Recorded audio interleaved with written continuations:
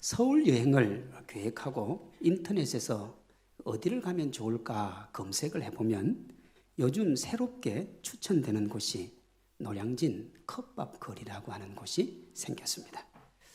노량진역 1번 출구에서 5분 정도 걸어가면 그 컵밥 거리가 나오는데 이렇게 생겼습니다. 다음 장 보시면 정말 사람이 많지요. 이렇게 가격이 적혀 있고 일회용 컵에 아침밥을 먹을 수 있도록 되어 있습니다. 제가 이 컵밥 거리가 여행지가 되었다는 것에 마음이 짠했습니다. 서울에서 제가 청년사역을 할 때 한 달에 한 번 새벽 기도를 마치고 제가 그곳에 가서 공무원이나 임용고시 준비하는 청년들에게 컵밥을 사줬습니다. 그 생활을 4년을 했습니다. 새벽에 청년들을 만나서 컵밥을 사주면 얼마나 행복해하는지 모릅니다. 그 행복이 뭔가?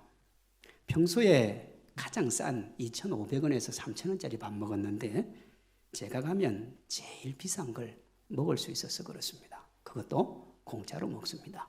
그런데 여러분, 제일 비싼 게 얼마냐? 5,000원입니다.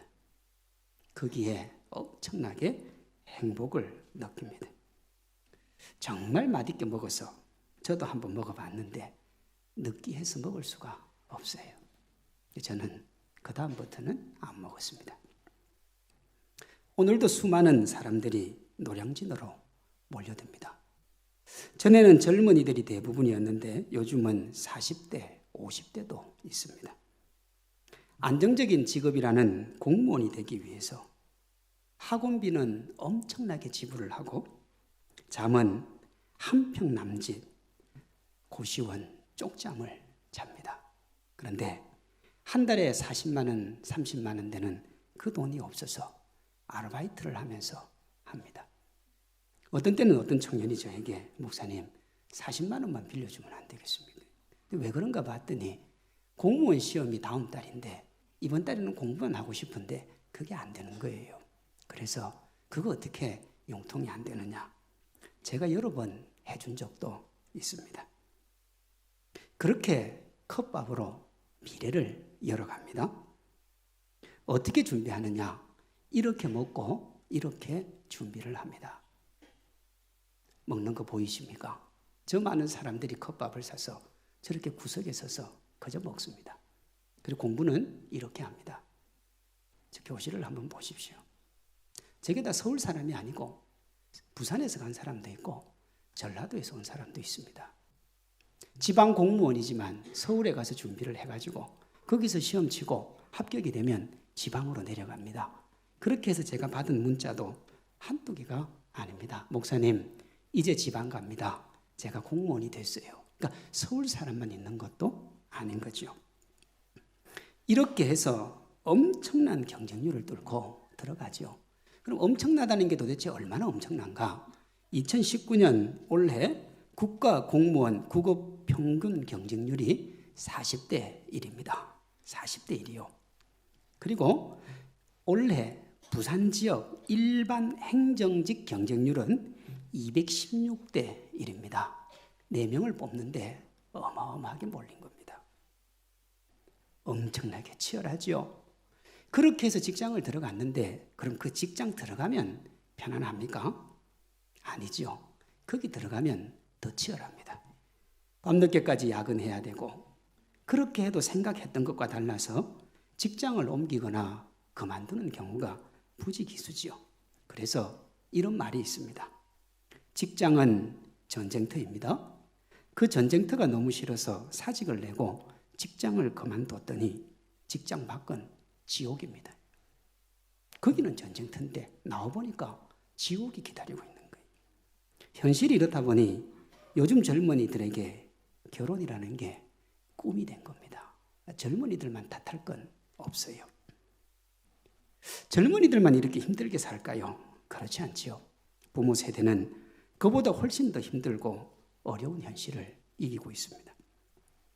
2013년에 우리 사회 현실에 대해 깊이 고민하고 연구한 송호근 교수가 책을 하나 냈습니다. 5, 60대 인생 보고서라는 부제가 붙은 책인데 그들은 소리내 울지 않는다 하는 책입니다. 이 책이 왜 나왔느냐? 김난도 교수가 청년들에게 아프니까 청춘이다. 그러니까 울어도 된다. 그러니까 이 교수님이 어른들은 소리 내서 울지도 못한다. 그 뜻으로 적은 겁니다. 그 책을 보면 술자리를 마친 저자가 대리기사를 불렀는데 그가 중견기업 부장으로 퇴직한 자신과 동년배였는데 생활비를 보탤 겸해서 저녁 알바로 대리기사를 한다는 말을 듣고 몰려오는 답답함을 이렇게 적었습니다. 고도성장에 청춘을 바치고 한국 사회 현대화에 중년의 시간을 쏟아부은 이들이 아무 대책 없이 노후를 맞아야 한다는 현실을 전혀 예상하지도 준비하지도 못했다는 사실이 나를 많이 힘들고 아프게 했다 그랬습니다.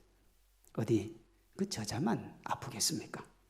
이 시대를 살아가는 부모 세대 거의 대부분이 이 아픔을 맞고 견디며 살아갑니다. 젊은이들은 위로 올라갈 사다리가 사라져서 더 이상 개천에서 용이 나지 않는다고 하죠. 부모 세대는 지금 누리는 삶도 유지하는 게 버겁습니다. 인정하기 싫지만 인정할 수밖에 없는 현실이죠. 이런 현실 앞에 우리는 어떻게 해야 됩니까? 본문은 절대로 이길 수 없는 골리앗 앞에 선 다윗을 통해서 우리 앞에 놓인 이 답답한 현실을 이기고 행복과 기쁨 누리는 방법을 가르쳐 줍니다. 다윗처럼 하면 결코 쓰러지지 않을 것 같은 골리앗이 무너집니다. 도리어 위기를 기회로 만들 수도 있습니다. 다윗처럼 하면 우리도 골리앗이 버티는 이 거대한 세상을 이길 수 있어요. 다윗은 이렇게 골리앗을 이겼습니다. 먼저 그는 자기에게 맞는 옷을 입었습니다. 17장 전반부를 보면 다윗의 아버지 이새가 전쟁터에 있는 아들들의 안부를 확인하기 위해 다윗을 형들에게 보내죠. 그렇게 다윗이 전쟁터로 와서 형들을 만나고 있을 때 골리앗이 기선제압을 하기 위해서 온갖 말로 이스라엘 군대를 모욕을 합니다. 그 소리를 들은 다윗의 반응이 이렇습니다. 이 할례 받지 않은 이 블레셋 사람이 누구이기에 살아계시는 하나님의 군대를 모욕하겠느냐. 견딜 수가 없었던 거예요. 자기는 지금까지 하나님의 능력으로 살아왔는데 하나님의 힘으로 살아왔는데 이스라엘의 군대가 하나님의 군대가 하나님을 모욕하는데 지죽은 듯이 가만히 있는 걸 도저히 견딜 수가 없었던 거예요. 그래서 이 배짱 좋은 말을 한 겁니다. 아무도 이런 사람이 없었는데 이 이야기가 나오니까 사울의 부하 중에 어떤 사람이 그걸 사울 왕에게 고했습니다. 사울이 어떤 대단한 사람이 이런 얘기 하나 불렀더니 어린 소년인 거예요. 사울을 만난 다윗이 골리앗과 싸우겠다는 말을 듣고 사울이 이렇게 이야기합니다. 사울이 다윗에게 이르되 내가 가서 저 블레셋 사람과 싸울 수 없으리니 너는 소년이요 그는 어려서부터 용사임이니라. 싸움에 대한 다윗의 결의와 용기가 정말 대단한데 왜 사울은 이런 지하의 싸움의 불가를 이야기할까요? 블레셋이 보통 사람이 아니었습니다. 17장 4절에서 7절에 보면 골리앗의 모습이 나옵니다. 그의 이름은 골리앗이요 가드 사람이라. 그의 키는 6규빗 한 뼘이요 머리에는 노투구를 썼고 몸에는 비늘 갑옷을 입었으니 그 갑옷의 무게가 놋 5,000세겔이며 그의 다리에는 놋 각반을 그쳤고 어깨 사이에는 놋 단창을 메었으니 그 창자루는 배틀채 같고 창날은 철 600세겔이며 방패든 자가 앞서 행하더라 그랬습니다. 이 말씀을 듣고 감동이 없는 것은 이 무게나 이 크기를 아무도 모르기 때문에 그렇습니다. 별 반응이 없지 않습니까? 제가 반응을 만들어 드리겠습니다. 6규빗 한 뼘면 2m 90입니다. 그러니 골리앗의 키가 2m 90이었어요. 비늘 갑옷 무게가 5,000세겔인데 57kg가 됩니다. 그러니까 갑옷의 무게가 몇 킬로라고요? 57킬로. 저만한 사람을 하나 더 들고 다니는 겁니다. 그냥. 어깨 사이에 놋 단창을 메었는데 그 창의 창날 무게가 600세겔인데 7킬로입니다. 7킬로짜리 창을 어떻게 했다고요? 뺑글뺑글 돌리면서 달렸다 이 말입니다. 여러분 7킬로 들고 돌릴 수 있습니까? 5킬로 쌀 들고 돌리면 제가 큰 상을 드리겠습니다. 그러다 보니 적지 않은 사람들이 다윗의 용맹을 부각하기 위해서 만들어낸 허구의 인물이다. 그렇게 이야기합니다. 그런데요, 실제 거인이 있습니다. 기네스북 공식 기록에 따르면 세계 공인 최장신이 2m 70입니다. 로버트 퍼싱 와들로우라고 하는 사람인데 이렇게 큽니다. 키가 보입니까? 그 밑에가 어린 아이들이 아니고 일반 사람들입니다. 일반 사람들. 어떤 사람이 이분과 현존하는 2m가 넘는 이들을 실적으로 비교하는 사진을 하나 만들었습니다. 한번 보시죠.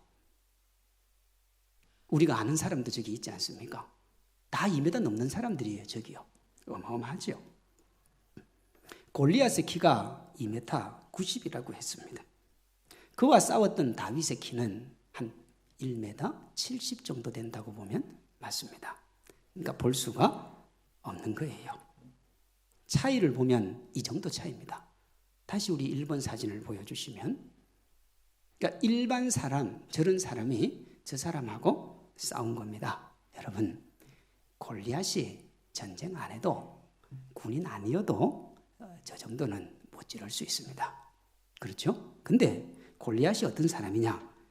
전쟁터에서 평생을 살았던 백전노장입니다. 그래서 33절에 사울이 싸우고자 하는 다윗에게 싸울 수 없다고 한 겁니다. 그래도 다윗이 싸우겠다고 하니까 사울이 자신의 옷을 줍니다. 38절이요. 이에 사울이 자기 군복을 다윗에게 입히고 놋투구를 그의 머리에 씌우고 또 그에게 갑옷을 입히매.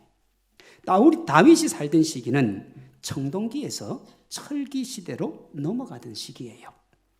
제대로 된 칼은 장군들만 들고 있었고요. 일반 병사들은 그저 짝대기에 철을 끝에 달고 그렇게 싸우던 시대입니다. 그러니 사울이 다윗에게 준 군복, 노투구, 갑옷은 요즘 말로 하면 아이언맨하고 똑같은 겁니다. 그럼 목사님, 아이언맨은 또 뭡니까? 여기서 그것까지 설명하기는 좀 곤란하고 인터넷에 들어가서 아이언맨을 딱 치면 온몸에 철로 자기를 두른 그 이상한 괴물이 하나 나옵니다.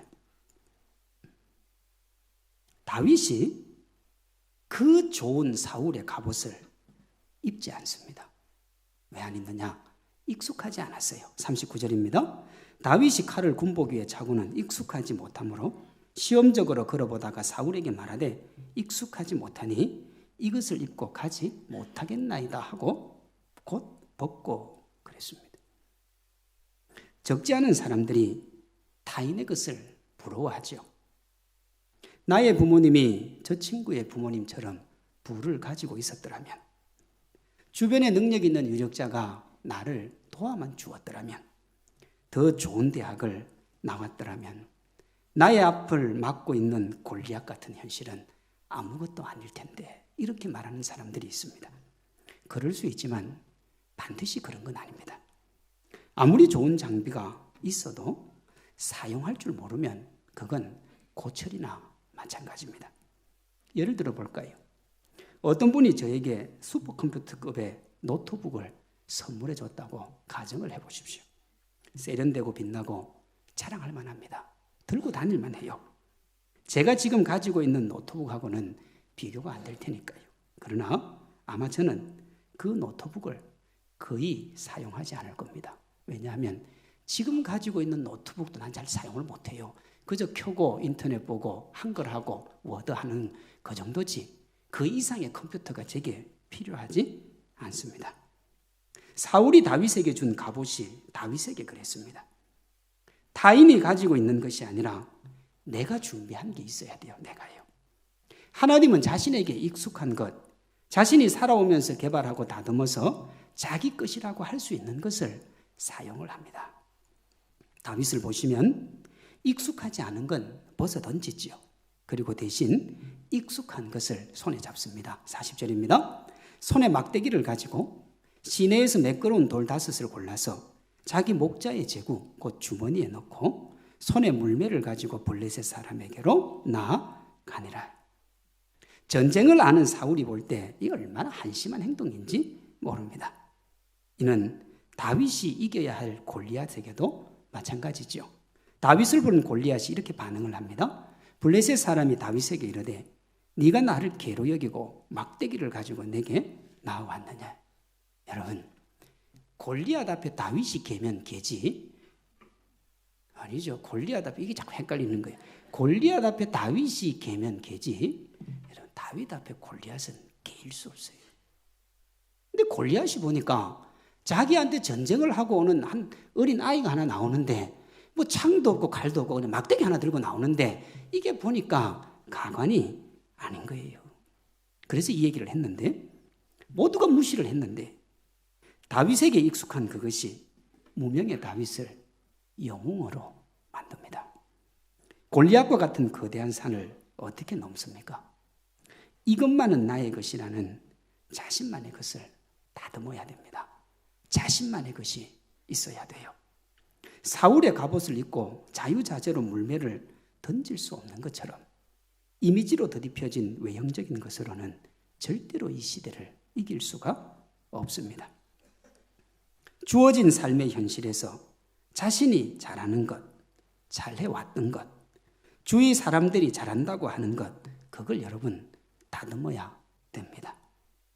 이렇게 물어볼 수 있죠. 목사님, 그러다가 그런 인생 사는 것 아닙니까? 무슨 얘기입니까? 우리 아이 이런 전공시켰다가 평생 이 길로 가면 어떻게 합니까? 그래서 여러분, 우리가 우리의 자녀들을 이 세상이 원하는 그런 스펙을 갖춘 자녀로 만들어내는 거 아닙니까? 그래서 엉뚱한 데는 못 보내고 부족한 데는 못 보내고 남들이 다 간다 하는데 보내려고 하는 것 아닙니까? 그런데요, 굳이 하나님의 사람은 그럴 필요는 없습니다. 자기가 잘하는 것, 그 아이에게 하나님이 주신 달란트, 그것대로 교육을 시키면 됩니다. 다윗을 보십시오.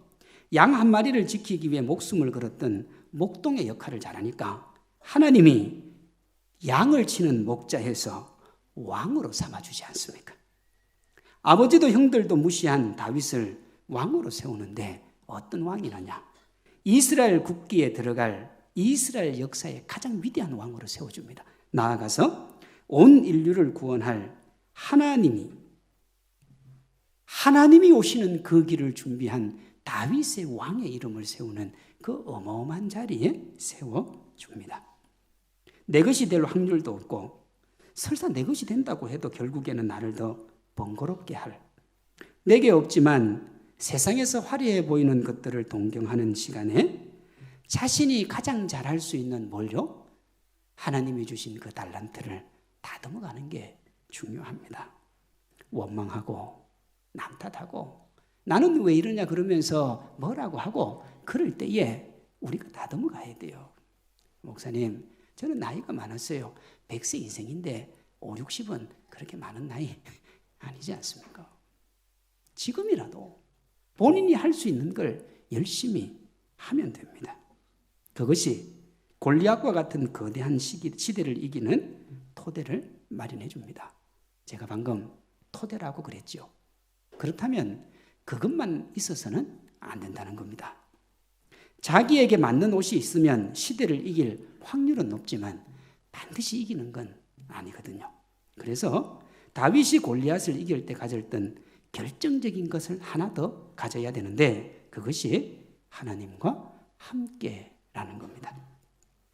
다윗이 골리앗을 이길 때, 골리앗에게 갈 때 물맷돌을 몇 개 가지고 갔습니까? 5개 가지고 갔습니다. 이것은 다윗 자신이 실수할 수 있다는 것을 알고 있었다는 소리예요. 그런데 여러분, 실수하면 다윗은 죽는 거예요. 왜냐하면 50kg짜리 옷을 입었는데 그게 감당이 되겠습니까? 그렇게 실수하면 용장 골리앗에게 죽는데 다윗이 그것을 알고 5개를 준비를 했는데 그런데도 어떻게 다윗은 이렇게 당당할 수 있습니까? 하나님이요. 하나님이 답이에요. 다윗은 자신의 유익이나 영광을 위해 골리앗에게 간 게 아닙니다. 형들을 위로하러 왔다가 하나님을 모욕하는 이 골리앗을 보고 견딜 수가 없었던 거예요. 26절입니다. 이 할례받지 않은 블레셋 사람이 누구이기에 살아계신 하나님의 군대를 모욕하겠느냐. 36절도 나옵니다. 살아계시는 하나님의 군대를 모욕한 이 할례받지 않은 블레셋 사람이니까 그가 그 진성의 하나와 같이 되리이다. 다윗은 하나님을 위해 자신의 모든 것을 쏟아부어도 그렇게 쏟아붓다가 죽음이 와도 그걸 맞을 준비를 하고 있었던 겁니다. 골리앗이 다윗을 무시할 때 자신이 믿는 신들의 이름으로 저주할 때 한 말이 이렇습니다. 다윗이 블레셋 사람에게 이르되 너는 칼과 창과 단창으로 내게 나아오거니와 나는 만군의 여호와의 이름 곧 내가 모욕하는 이스라엘 군대의 하나님의 이름으로 내게 나아가노라. 칼, 창, 단창을 들고 온몸을 갑옷으로 무장하고 강철 투구를 눌러쓴 골리앗에게 다윗이 들고 있는 물맷돌은 장난감이지요. 그 돌 아무리 던진들 골리앗이 꿈쩍이나 하겠습니까? 골리앗에게 몇 날 며칠 동안 조롱하고 무시해도 아무런 능력도 행하지 않은 그 하나님 별 의미도 없는 거예요. 그런데요, 그 이름뿐이신 하나님, 그 하나님을 믿는 다윗이 골리앗을 무너뜨립니다. 48절 49절입니다. 블레셋 사람이 일어나 다윗에게로 마주 가까이 올 때에 다윗이 블레셋 사람을 향하여 빨리 달리며 손을 주머니에 넣어 돌을 가지고 물매로 던져 블레셋 사람의 이마를 치매 돌이 이마에 박히니 땅에 엎드려 지는지라. 물맷돌이 골리앗의 웬만한 곳에 맞아서는 치명상을 입히지 못합니다. 웬만한 데는 안 돼요. 온몸을 60kg에 이르는 철로 둘렀기 때문에 어디를 맞아야 되냐? 정확하게 정말 정수리를 맞아야 가는 거예요. 1993년 5월에 고고학자들이 팔레스틴 지역에서 고대 유적을 찾다가 이마에 돌이 박혀있는 거인의 해골을 발견을 합니다. 이마 좌우 거리를 측정하여 키를 계산해 본 결과 키가 2m 90에 이르는 거대한 체격임이 밝혀졌고 연대 측정을 해보니까 BC 1000년경 다윗 시대에 죽은 것으로 추정되었습니다. 상황을 종합해 볼 때 이 해골의 주인은 다윗에게 죽음을 당한 골리앗이 맞다라고 발표를 했는데 이 사진입니다. 정확하게 돌이 박혀 있습니다. 이마를 보시면 물맷돌이 아직도 정통으로 박혀 있어요. 이 기사 제목을 잘 보시면 이렇게 되어 있습니다. 다윗의 물매에서 날아간 돌이 아직도 거인의 이마에 박혀 있다. 그게 제목이에요. 어떻게 여러분 이런 기적적인 일이 벌어졌습니까? 하나님과 함께해요. 하나님과 함께해요. 이스라엘 군대가 하나님의 이름이 모욕을 당하는데도 가만히 있었어요. 가만히 있으니까 어떠냐 그러면 하나님은 아무 힘도 능력도 소망도 없는 그저 이름밖에 없는 하나님. 사랑하는 성도 여러분, 하나님은 살아계시지만 오늘 이 땅을 살아가는 우리가 그 하나님을 믿는 믿음으로 나아가지 않으면 하나님은 그저 이름밖에 없는 그런 하나님에 불과해요. 능력도 없고 힘도 없어요. 그런데 이 다윗이 하나님의 이름으로 나아가니까 하나님의 능력이 나타나더라는 겁니다. 제가 송구영신 예배 드릴 때 이렇게 설교했습니다. 우리 2019년 한 해 이스라엘 백성이 요단강을 건널 때 발을 물에 디딘 것처럼 우리가 믿음으로 발을 디디면 하나님이 물 밑에 만들어 놓은 하나님의 거대한 역사를 보여주실 거라고. 사랑하는 성도 여러분, 디뎌야 하나님의 능력을 믿어야 우리에게 그 역사가 나타납니다. 나아가지도 않고 그저 앉아서 불평하고 원망하고 하나님 왜 이러냐고 아무리 그래봐야 하나님은 아무런 힘도 쓰지 않아요. 왜냐하면 믿음이 만들어내는 역사지 우리가 어떤 데도 불구하고 하나님이 역사해주는 그런 하나님은 아니에요. 골리앗이 다윗을 이길 확률은 100%죠. 다윗이 골리앗을 이길 확률은 제로입니다. 제로요. 그런데 하나님이 골리앗에게 질 확률은 완벽하게 제로입니다. 그러면 다윗이 골리앗을 이겼으면 누가 이긴 겁니까? 하나님이 이긴 겁니다. 그럼 다윗이 평생 갈고 닦아온 이 물맷돌, 자기 옷은 뭡니까? 하나님이 언젠가 그를 쓸 때 도구로 쓰기 위해서 준비를 시키는 겁니다. 우리가 우리에게 맞는 옷을 열심히 갈고 닦으면 하나님이 그것을 사용해서 하나님의 일을 이루어 주실 줄로 믿습니다.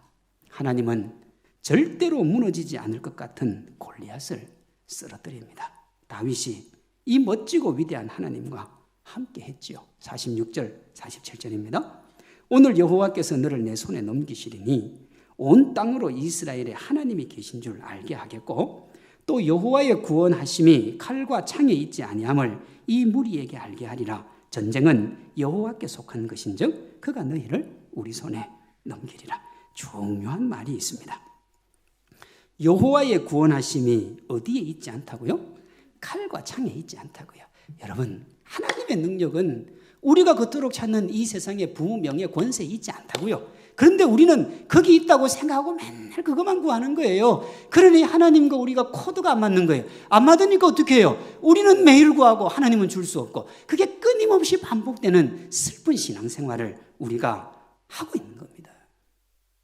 이 세상이 아니라 하나님에게 있는 줄로 믿습니다. 우리가 하나님과 함께 할 때 세상을 이깁니다. 자신에게 익숙한 것이 있어야 돼요. 공학이든 인문학이든 유아교육이든 전자든 건축이든 자신이 하고 있는 분야의 것에 대해서 최선을 다해 실력을 갈고 닦아야 됩니다. 그러나 그것만 가지고는 안 돼요. 결국은 하나님이 합니다. 우리가 가진 익숙함을 사용해서 골리앗을 무너뜨리고 사울은 천이라고 하시고 다윗을 만이라고 하셨던 것처럼 우리를 무너진 골리앗 위에 세워 우리를 강하게 해 주실 줄로 믿습니다. 그렇게 우리를 견고하게 세워서 우리를 우습게 여기던 이들이 우리를 다시 보게 하실 겁니다. 다윗은 이랬습니다. 사무엘상 17장 28절에서 40절을 보면 전쟁을 하기 전에 사울과 다윗이 대화를 합니다. 아까 제가 말씀드린 거예요.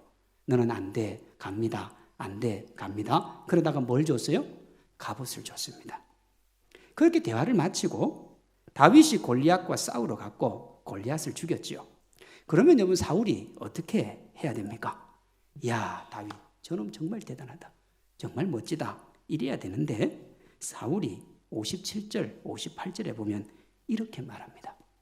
다윗이 그 블레셋 사람을 죽이고 돌아올 때에 그 블레셋 사람의 머리가 그의 손에 있는 채 아브넬이 그를 사울 앞으로 인도하니 사울이 그에게 묻되 소년이요 누구의 아들이냐 하니 대화했습니까? 안 했습니까? 진지하게 했습니다. 자기 옷도 벗어줬어요. 그런데 뭘 기억을 못합니까? 다윗이라는 이름도 기억 못합니다. 왜 기억 못합니까?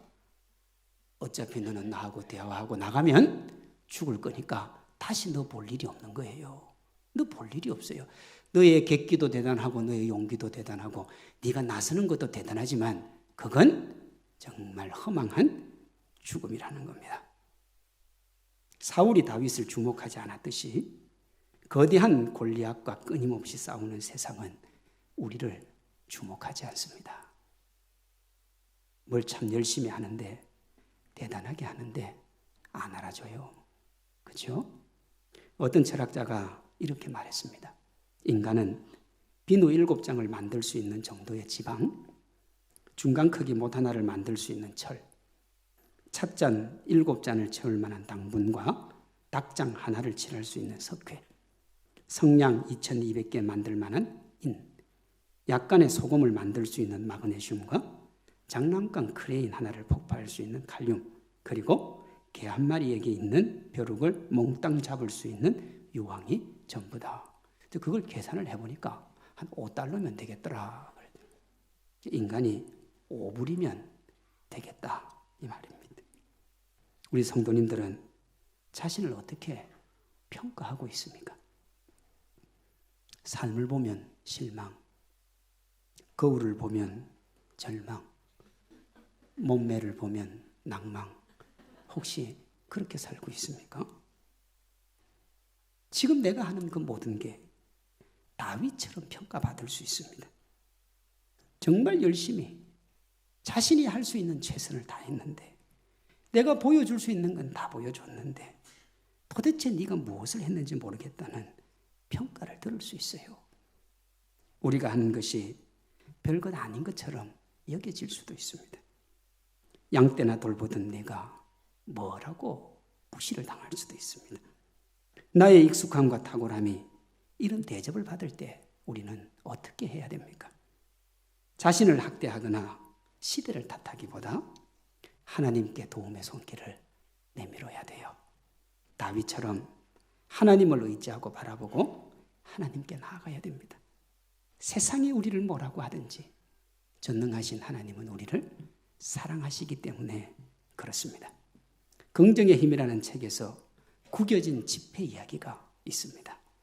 어떤 사람이 액수가 큰 빳빳한 새 지폐를 어떤 사람에게 준다면 그 사람이 그걸 안 받지 않을 겁니다.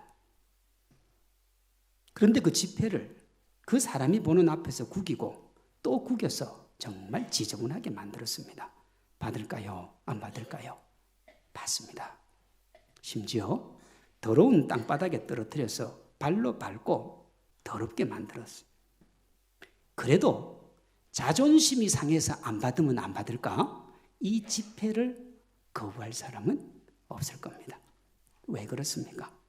구겨졌어도 짓밟혀도 더럽혀졌어도 그 지폐는 여전히 그 액수만큼의 가치가 있기 때문에 그렇습니다. 아무리 낡아도 아무리 모양이 흉해졌어도 돈의 가치는 사라지지 않아요. 우리가 하나님의 백성이어도 때로는 구겨지고 더러워지고 짓밟힐 수 있습니다. 하나님 잘 믿는데 너 하나님 그렇게 좋아하는데 하나님은 나한테 왜 이러냐고 물어보면 속이 상할 수 있어요. 사랑하는 성도 여러분, 아무리 그래도 우리가 하나님의 자녀라는 그 가치는 사라지지 않습니다. 하나님은 여전히 그의 백성을 사랑하고 그래서 우리는 어떤 상황과 형편에 처해 있어도 여전히 소중한 존재입니다. 우리가 어떤 상황에 처해 있어도 우리를 향한 하나님의 사랑은 변하지 않아요. 그러니 부족해 보여도 주어진 자신의 삶을 사랑하고 최선을 다하시기를 소망합니다. 아무리 남의 떡이 커 보여도 그걸 탐하지 마세요. 나하고 맞지 않아요. 대신 주어진 삶을 성실하게 살아야 됩니다. 그리고 주님과 동행하면 됩니다. 주님과 동행하면. 그러면 반드시 하나님이 책임지고 모두가 놀라는 날이 올 겁니다. 우리가 어떤 삶을 살았든 얼마나 많은 실망을 경험했든지 상관없이 우리 모두는 소중한 하나님의 백성이요 하나님의 자녀인 줄로 믿습니다. 하나님이 나를 포기하신 것처럼 여겨지는 순간에도 결단코 하나님은 우리를 포기하지 않습니다. 지금 자신이 처한 삶의 현실이 전부인 것처럼 여기지도 마시고 내가 처한 이 현실이 내 인생의 전부라고 여기지도 마시고 연약하고 부족해서 넘어질 때라도 주님 이름 부르며 주님 앞에 나아가십시오. 그 위에 다윗처럼 길이요 진리요 생명이신 완전하신 주님에게 은혜와 긍휼을 달라고. 하나님의 이름으로 나아가는데 주님 내 앞에 골리앗이 버티고 있는데 하나님이여 이 골리앗을 이기게 해달라고. 그러면 우리 주님이 반드시 이기게 해주실 줄로 믿습니다. 그러면 우리에게 기쁨이 있고 즐거움이 있고 감사가 있습니다. 이 축복과 은혜가 우리 모두에게 가득하기를 주님의 이름으로 축원합니다.